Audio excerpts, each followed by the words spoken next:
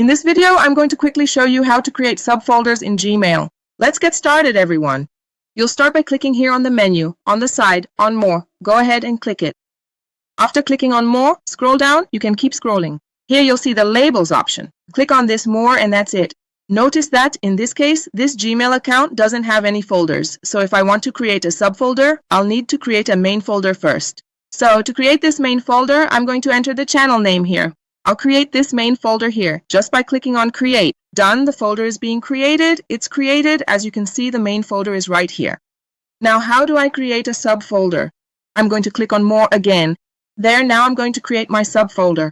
To do that, I'll start by giving this subfolder a name. In this case, I'm going to put Videos. Now I'm going to check this option here because I want this subfolder to be inside the previous folder, the one I just created.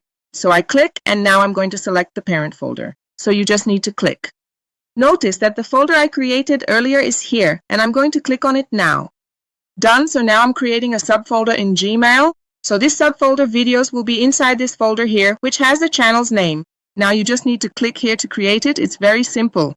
As you can see here, it's been created. I'll close this now.